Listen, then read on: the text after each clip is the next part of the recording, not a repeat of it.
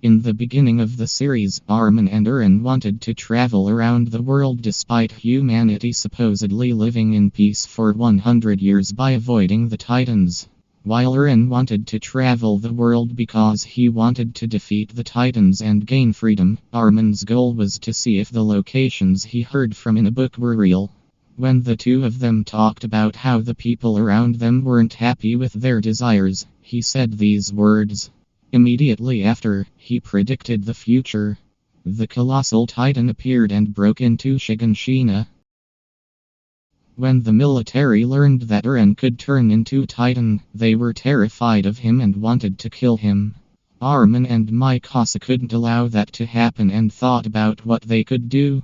Eren and Mikasa told Armin how much they've relied on his plans and that he has been much more useful than he always believed. Knowing that his friends saw him as an equal, he assured them that he would convince the military that Eren wasn't a threat. Though he almost failed, Commander Pixis saved the three of them. After visiting Keith and learning about his relationship with Grisha, Armin, Mikasa, and Eren were prepared to go back to their home and take back the territory they lost. Before going on their mission, they had a conversation about what things were like before they joined the military and wondered if they would ever get back to those times. Armin said these words, reminding his friends why he wanted to join the Survey Corps in the first place. Little did they know that Levi was listening to every word that he said. After Falco turned into the Jaw Titan, Connie wanted to feed him to his mother so that she could turn back into a human again.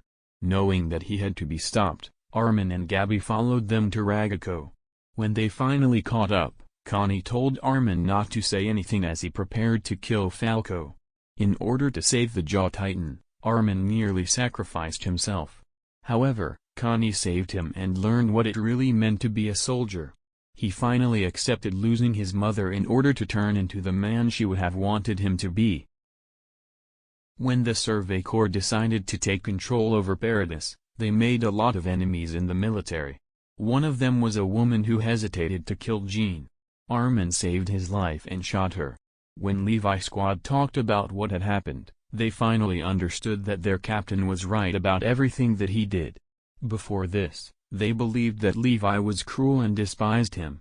Understanding what he was preparing them for, Armin, Jean, and the rest of the squad became better soldiers. When they finished their training, Armin and the rest of the 104th Cadet Corps had to fight Titans in Trost District before they even chose which branch of the military they wanted to join. Armin was almost eaten by a Titan, but Eren saved him and was devoured instead. Though this helped Eren turn into his Titan form, which he didn't know he had at the time, things wouldn't have worked out so well for the protagonist if his father didn't pass the attack and founding Titans down to him. Months later, Eren and Armin had a conversation about that moment and Armin said these words. Armin is arguably the smartest character in the entire series. Without him, the Survey Corps wouldn't have learned the identities of the female Titan, the Colossal Titan, and the Armored Titan. After he realized that Annie was the female Titan, he helped plan a way to trap her. He went to Walshina and convinced his former comrade to help him, Mikasa, and Eren sneak around the military police. When she asked him if she was a good person, this was his response. Nobody can be liked by anyone. There is no true good or bad. It is how people perceive each other that determines how they feel about one another. In the battle against Bertholdt, Reiner, and Zeke, Armin nearly died. He sacrificed himself in order to defeat Bertholdt. At the same time, Zeke almost killed Erwin.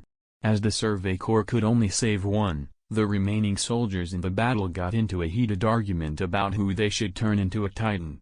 Levi decided to bring Armin back, remembering the conversation he had with Eren and Mikasa before they embarked on this mission.